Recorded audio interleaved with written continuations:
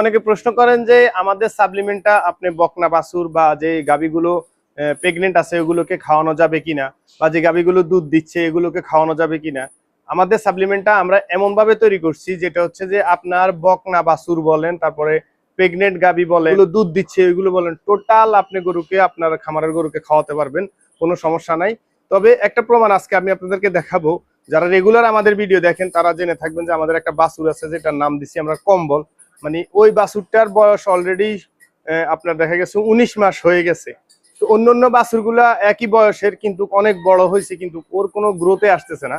তো মাশাআল্লাহ সাপ্লিমেন্টটা ব্যবহার করার পরে মানে গত 20 দিনের ভিতরে ওর পরিবর্তন দেখে বন্ধুরা দেখেন, এই হচ্ছে সেই বাছুরটা।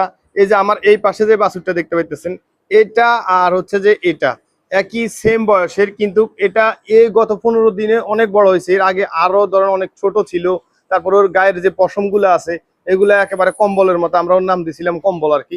আর এই যে দেখেন ওর অলরেডি শেপ গুলা যে সুন্দরে আসছে পরিবর্তন, মানে আমার রেগুলার ভিডিও যারা দেখেন তারা বলতে পারবেন যে আসলে কি পরিবর্তনটা আসছে। এই যে দেখেন। তো আগামী 15 দিন পরে আমি আবার আপডেট দিব ওর বিষয়ে। যদি অবশ্যই আমরা চ্যানেলটাকে সাবস্ক্রাইব করে রাখবেন, অবশ্যই পেজটাকে ফলো করে দিবেন।